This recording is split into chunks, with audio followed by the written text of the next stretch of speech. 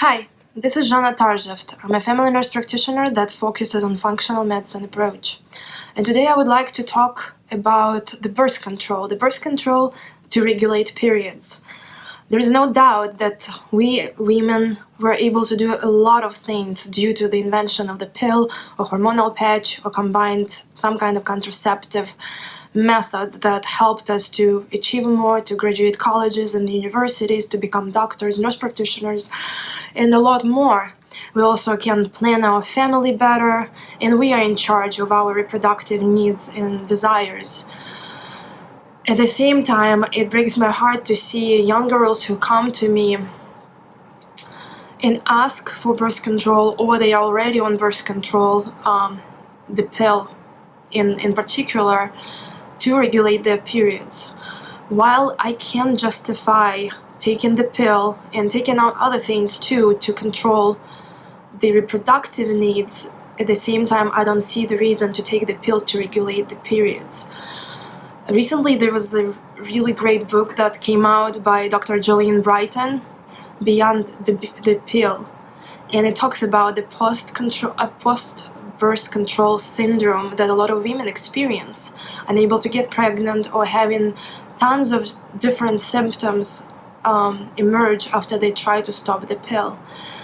A lot of times girls are put on the pill to make their menstrual cramps lighter and less painful, to decrease the heavy bleeding, to make their bleeding more regular, especially in the presence of irregular bleeding and losing a lot of blood every month. It's important to make sure that the woman stays on top of her iron intake and also has good outcomes too.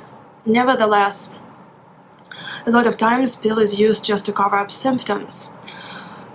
When we have all those symptoms that I described, such as heavy bleeding, irregular periods, PMS, mood swings, hirsutism, which means a lot of hair in unneeded areas just like chin or mustache area where women shouldn't have any hair, it means that our body is trying to tell us something. So what is our body trying to tell us? It tells us that something that we put in our body is not working and something we need to change. For example, we need to change our diet that causes us to get too much insulin and too much blood sugar in our blood that causes testosterone to go up, and testosterone causes the hirsutism symptoms, the unwanted hair in different areas. So when we start taking the pill, we don't actually get the period. We get withdrawal bleed. That's why we pause for several days to get that withdrawal pill. We also cut down the feedback from the brain to the ovaries to produce hormones, our own hormones, estrogen and progesterone. Instead, we pump our bodies with full of progestins, synthetic progesterone, and estrogens, synthetic estrogens.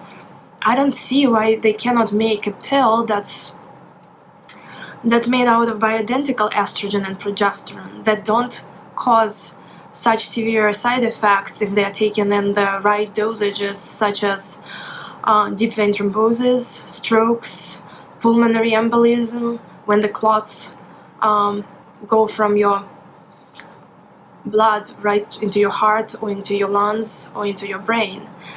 I don't see. There is a better way, basically. We can manage the contraception better way, but the pharmaceutical companies are not incentivized to do that because everything else is working and everybody else is buying what they are offering us. So a lot of times I have to tell my patients, young girls who come to see me, that the pill masks the symptoms. It doesn't get rid of them, it just suppresses them, just like a band-aid would cover up the boo-boo that you got when you were a child. But when you rip off the band-aid, the bleeding can be so bad and the symptoms could get so bad that it would be very impossible to function without the pill. You basically get addicted to the pill. Personally, I've never been on a pill because I've been always scared of the chances of breast cancer that runs in my family. I know that the pill would increase the breast cancer risk as well as decrease the ovarian cancer risk. So it's interesting how you take one thing and it increases the chances for one type of risk, but it decreases the risks for other types of cancer. At the same time, there was something missing in my understanding of the pill and how it works. So once I found out, I was definitely put into the mindset that it's not for me. I can find other ways to regulate my reproductive needs. At the same time, I feel for the girls who do have cramps and they bleed heavily and they're just miserable. It's not the way to be 14 days out of 28 days of the month or 30 days of the month. It's not the right way to live, where you're just dreading when day 14 happens and you get in a full swing of emotions and depression and anxiety and raging and inability to sleep, insomnia, and waking up at night so many times. It's just not normal. So what's going on? A lot of times when we do have all those symptoms, it means that something is off. And a lot of times it's estrogen dominance that causes the symptoms that we experience. For example, in the first 14 days, estrogen is predominant hormone in the development of a follicle and the egg. Once the egg leaves, so you ovulate, the predominant hormone becomes progesterone.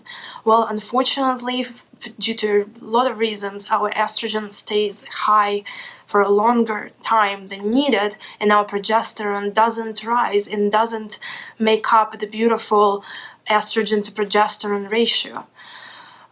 Some causes, you can read about them in my blog article, but to name a few is xenoestrogens is one cause that I see a lot. Drinking from plastic bottles laden with BPA or any other type of xenoestrogens that we put on our skin in the like makeup, creams, lotions. Apparently the industry doesn't have to regulate if there is extra or synthetic estrogens in the cream or lotion for your face to keep your face younger, longer. Yeah, you get rid of wrinkles, but you actually don't know what you're putting on your skin.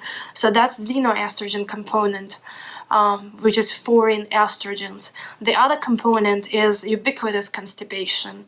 I mean, we don't poop like we should be pooping. We should be pooping at least once a day, or even twice a day if it's normal stool, but we cannot go on for 3 days without pooping the toxins out and just think that it's normal.